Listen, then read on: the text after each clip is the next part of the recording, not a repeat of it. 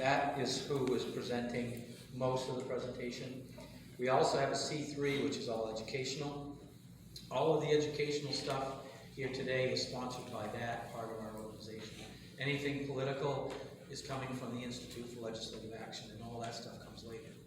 So I want to start with a little history, and then get to our moderator, Bill Green, a SAM member. Proud to say that, Bill.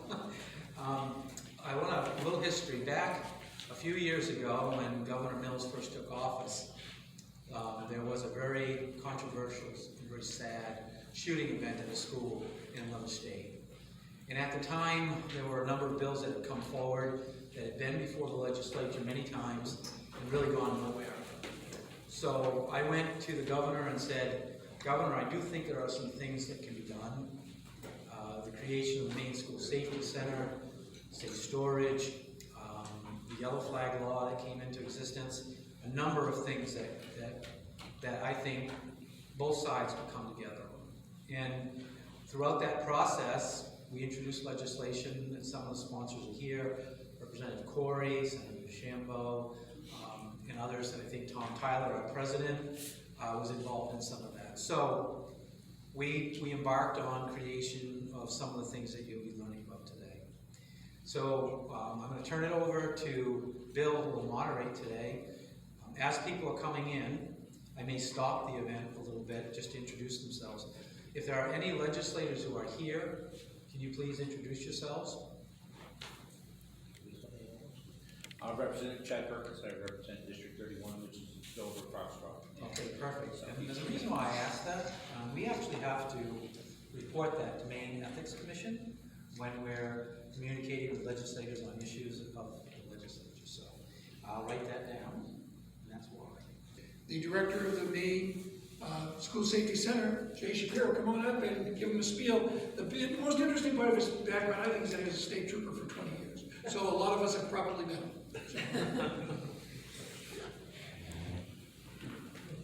I promise.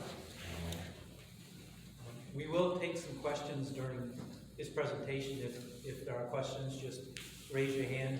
Do you want to call on them? Yeah. Okay. Yeah.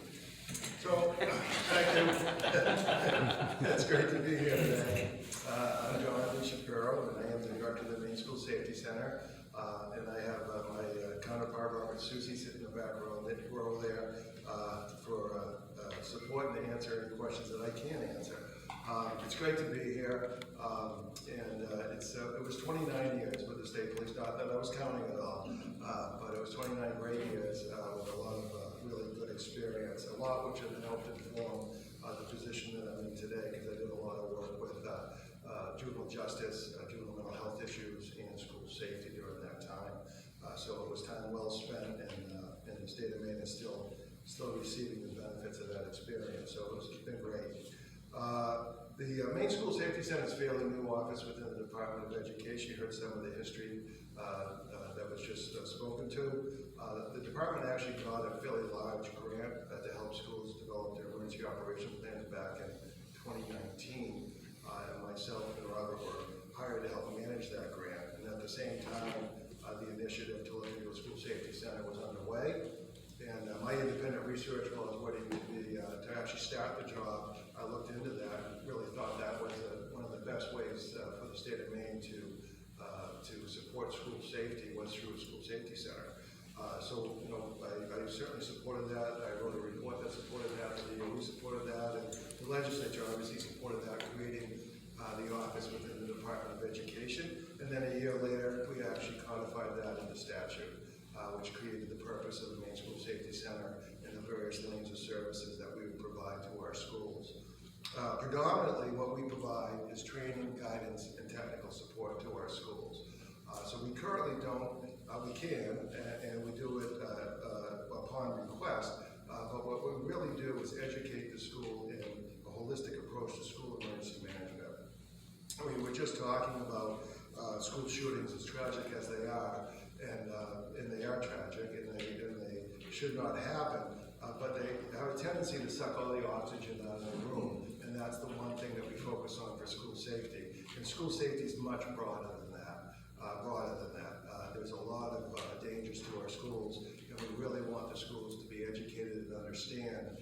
they're developing their emergency operation plans, when they're looking at safety in their schools, that they're not just focusing on one area of it, that they're taking that multi-hazard, holistic approach to school safety. And that's really how you have a safe school.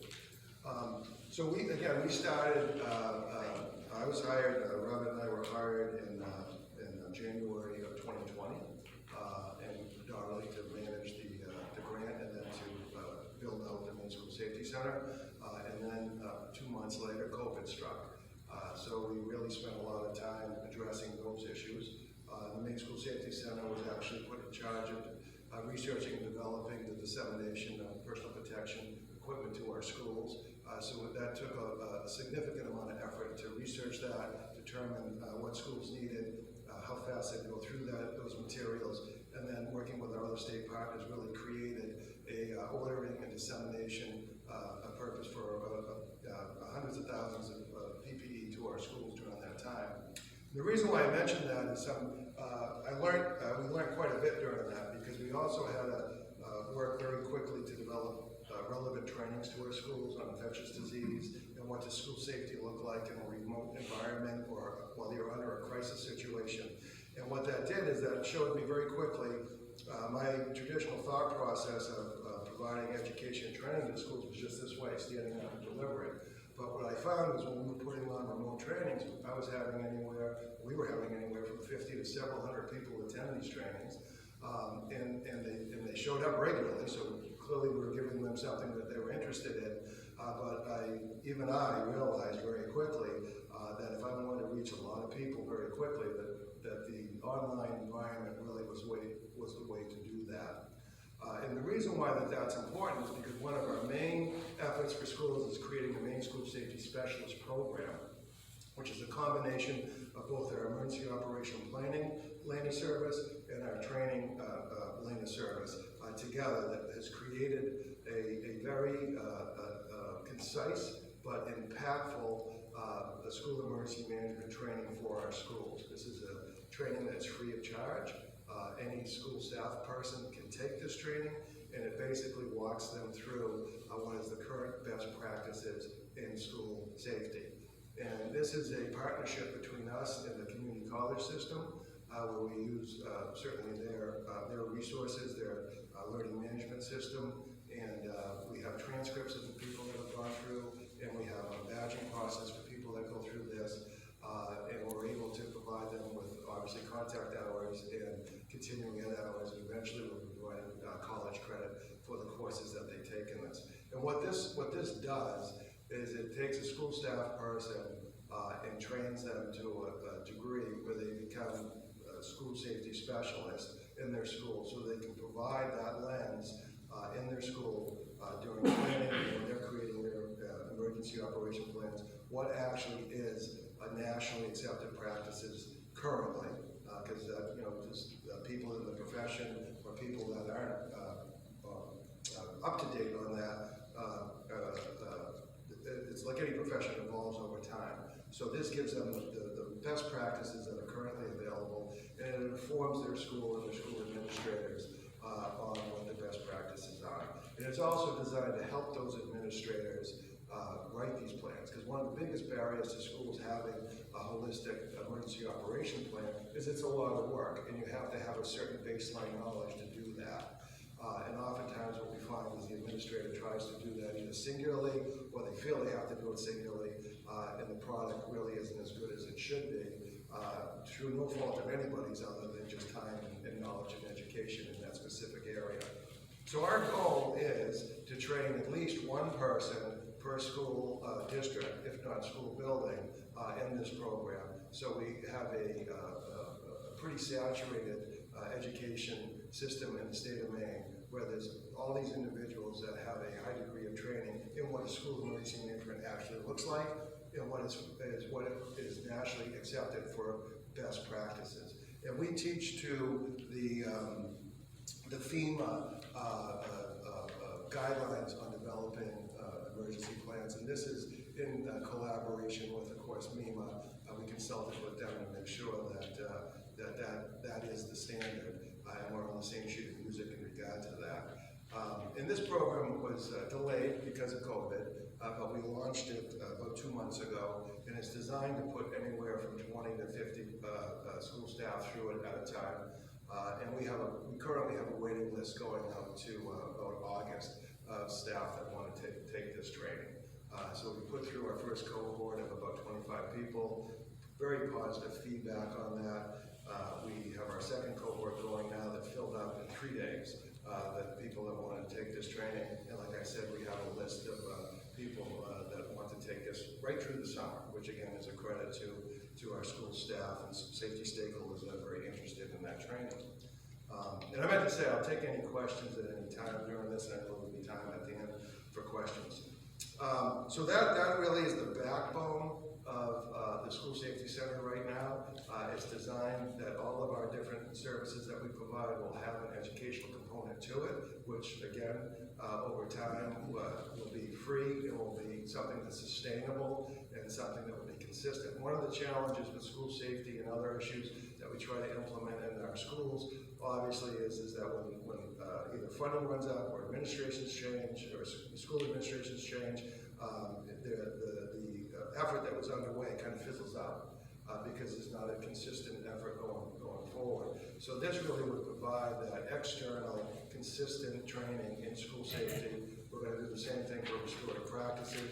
We're going to do the same thing for behavioral threat assessment, which are 2 other areas of training that we provide to our schools. So that we'll always be able to have a staff turnover, and as knowledge gets updated, we'll have this ability to continually train on what's the most current best practices for school safety available to them. So what I want, and I'll give you just a little bit of a data on this holistically. We've been in place for 2 years, 3 years, and we went through COVID. We have trained over 10,000 school staff or school safety stakeholders in those 3 years, 10,000. And we're on track to keep that pace up, for the foreseeable future. And I think that's a credit to the team, and it's a credit to the people that we work with that are eager for this information. So I'm very pleased with that. My team's pleased with that, and I think everybody in Maine should be pleased that our schools are getting this education, is getting this training, and I firmly believe this is what's going to make our schools as safe as we possibly can. The philosophy of the Maine School Safety Center, and everything I'm saying is on our website, and there are pamphlets on the back table there that you can look at that will explain a lot of what I'm talking about. We really base our philosophy on 4 major tenets.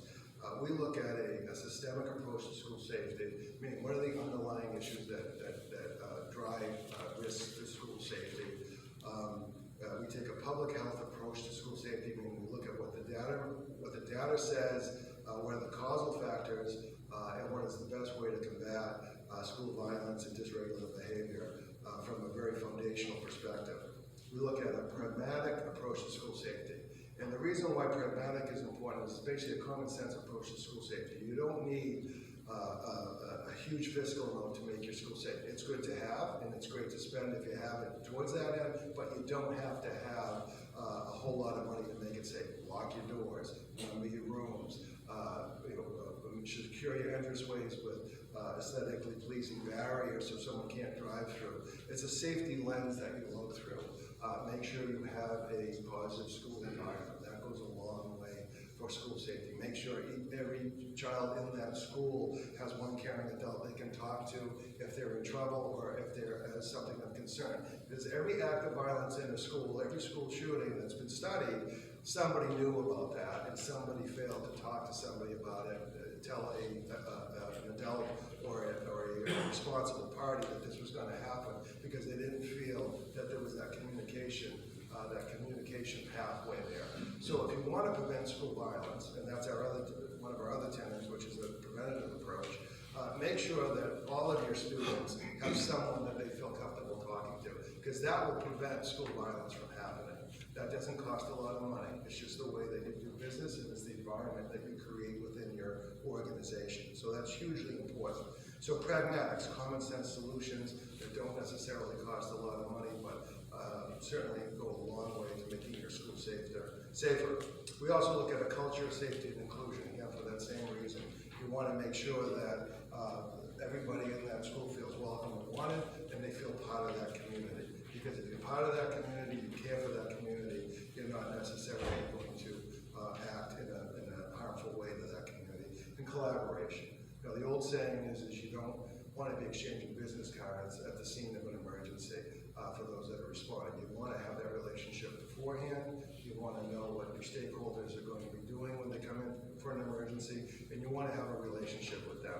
And that's hugely important for planning. That's one of the national best practices, which is you have a multidisciplinary team that creates your emergency operation plan. So it isn't just one profession that's looking at it, it's all the responsible professions have a part in that, so that you know, a very simple explanation is, you know, you do your egress drill on a fire scenario, and you stage your students in a certain place, and you never talk to the fire department about that, let's just say. Well, you find out, if it's a real event, that that's where the fire department plans on staging all their equipment, because you didn't have that initial conversation.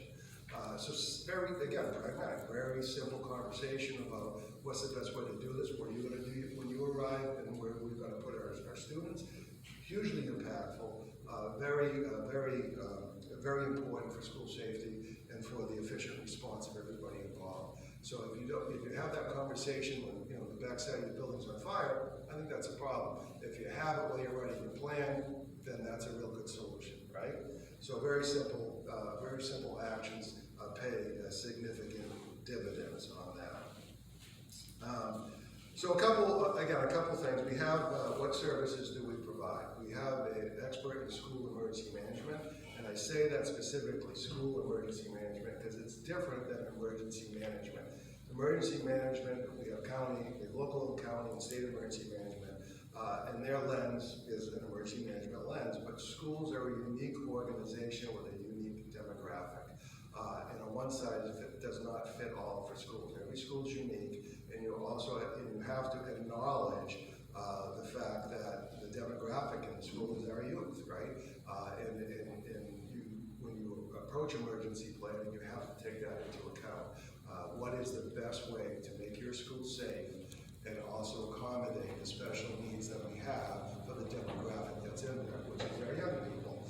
So it is a specific subset within the broader emergency management. It's an area of expertise in and of itself, school emergency management. And one reason why I say that is, again, you know, when we looked at educating our schools, is what was the barrier to schools really adopting a culture of safety and emergency planning, right?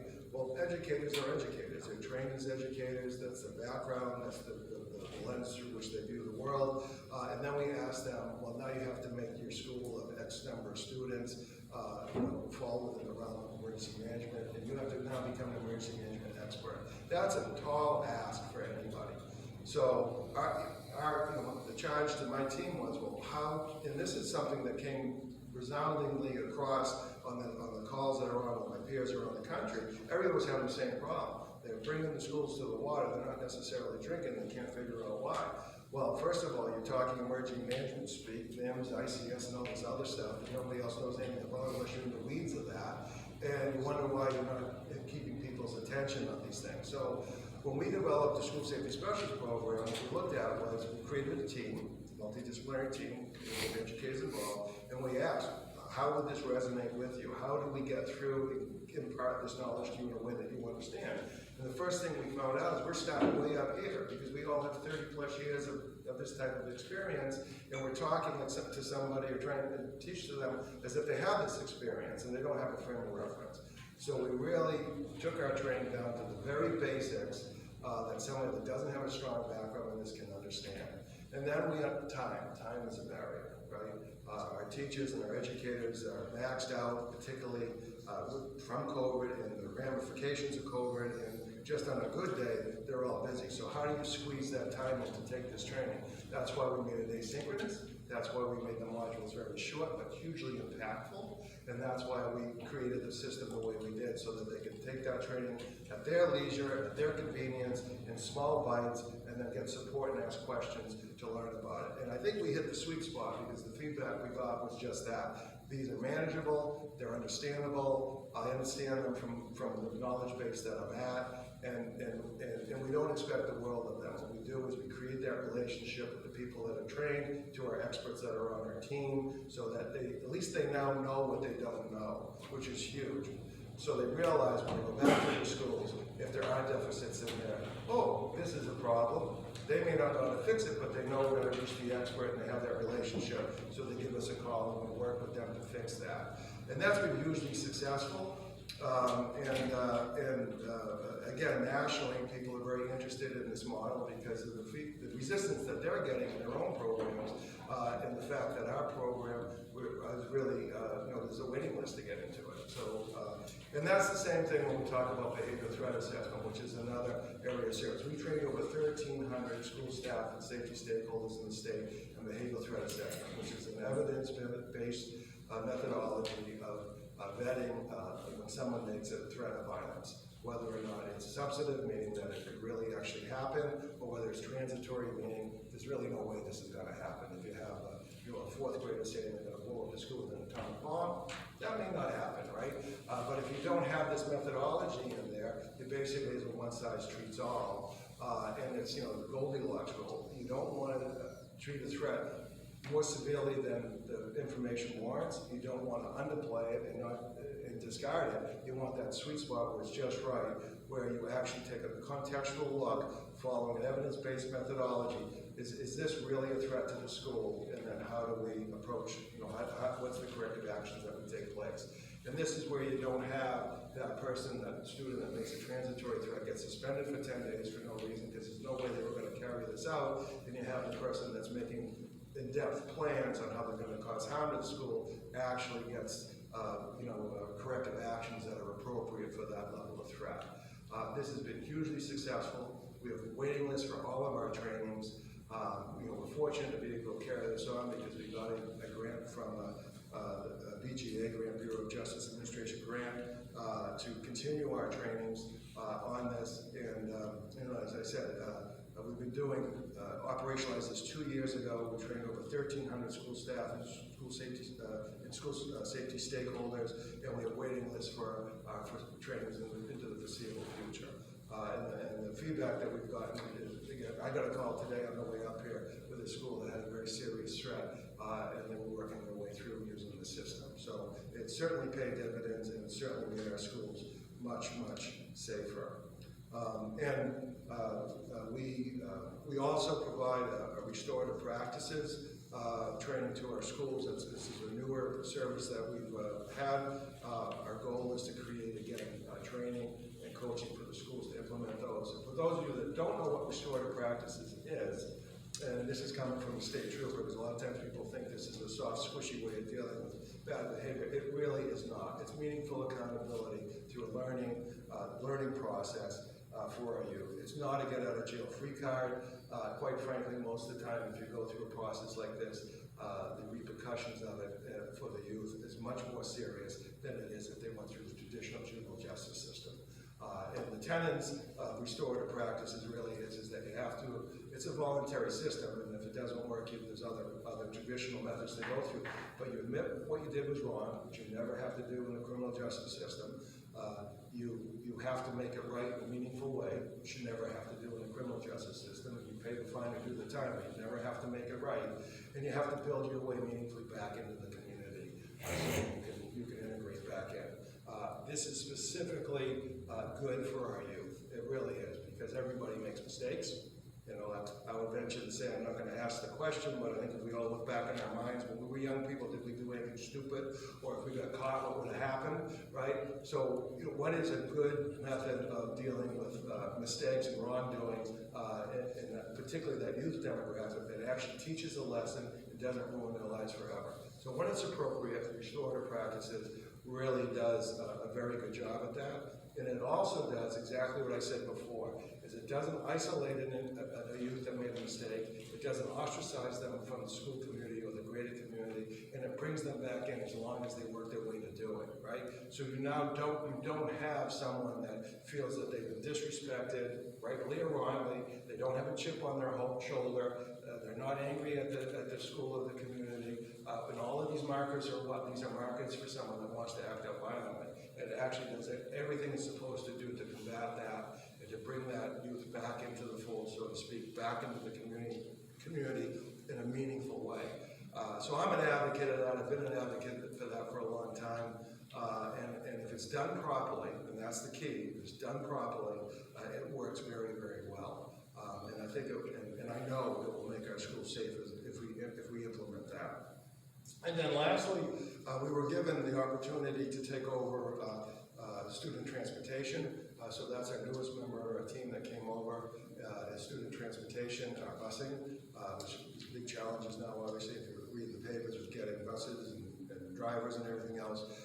And our goal for that really is not only the administrative side of that, which is the bus purchasing program and all the specifics and stats on the buses, but we really want to build out a really robust safety program for buses and really look at what unique risks do buses have, both from acts of violence on the bus, disruptive behaviors on the bus, driving behaviors, and really work to build out a really, our goal really is to get all the administrative stuff squared away so that becomes a manageable component. Right now it takes up most of this person's time.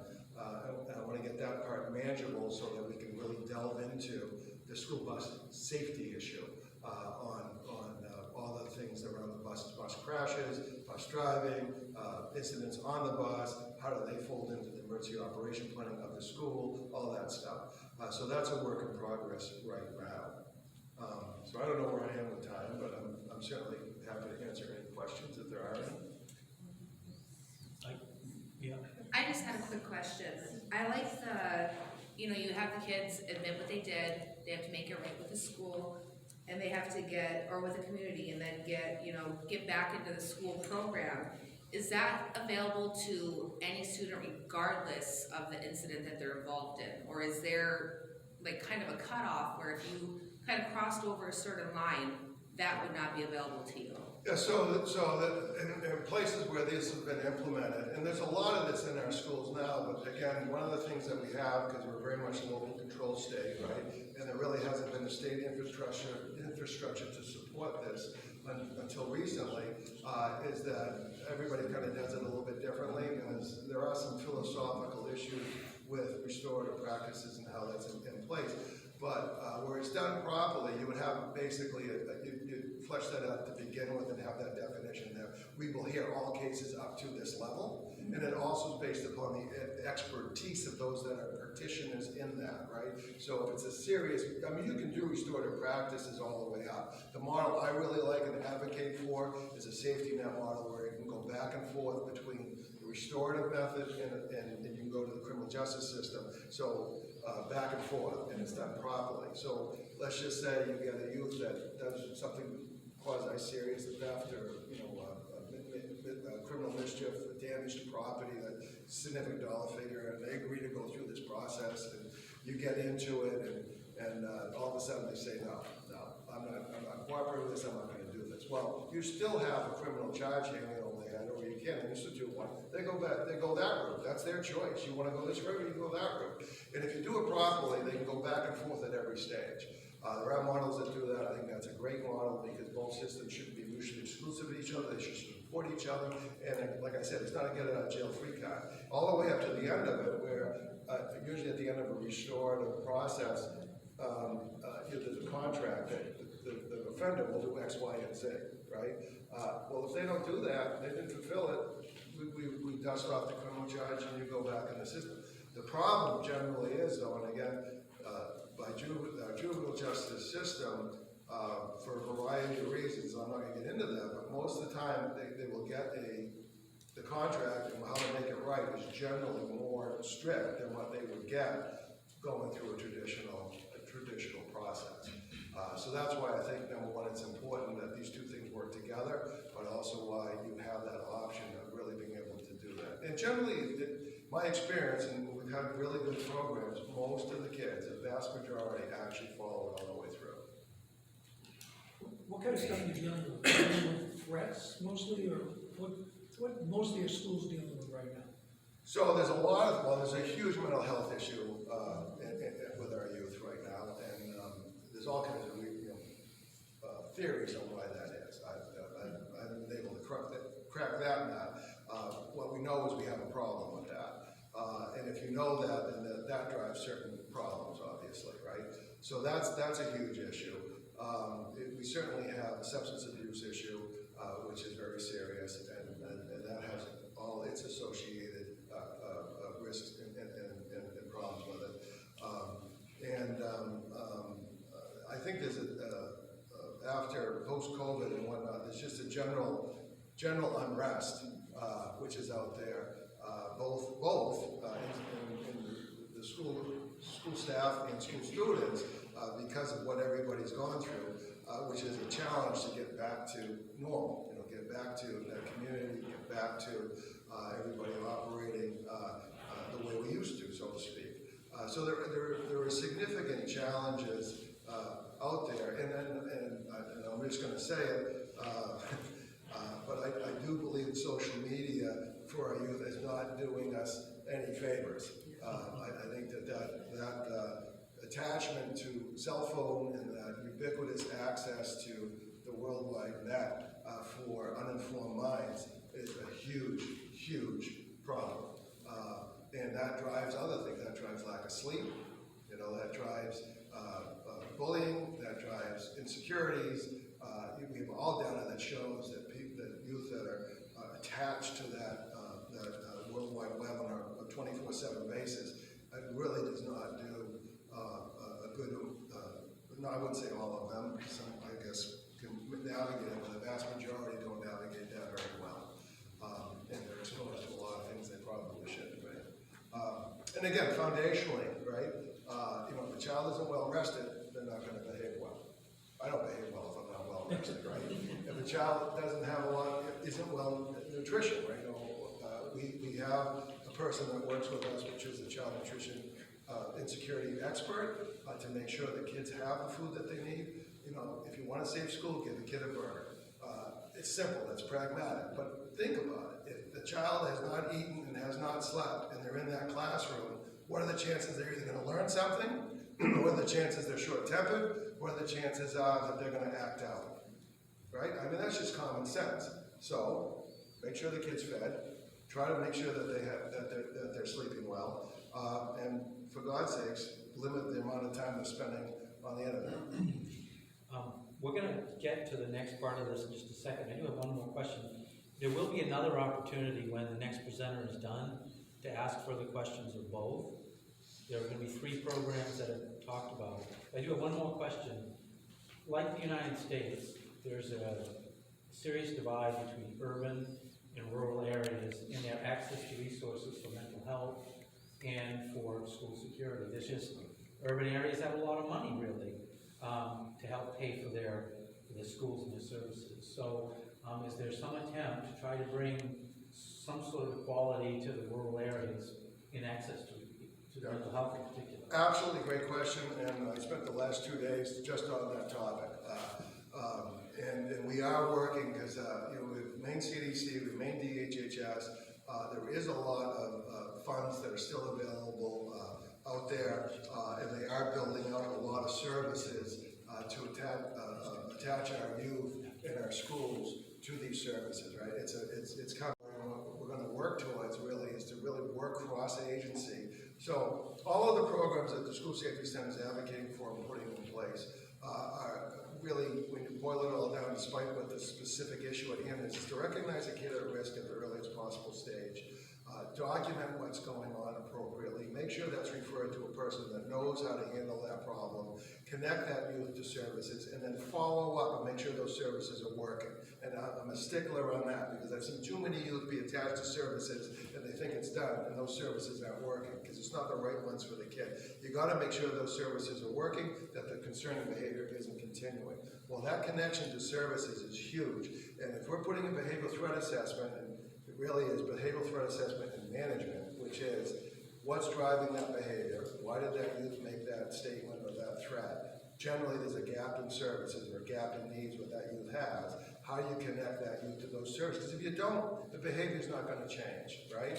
So the rural schools have an issue with that. So I really would like us to align on a global basis, a statewide basis, that if DHHS or CDC are creating programs, where are they creating them? Are they creating them where we're also creating programs to connect kids, and there's a gap there. So I think working together, we can really go a long way towards that, and we really can align all of our efforts on at least at the state level that will support our individualistic efforts on the ground.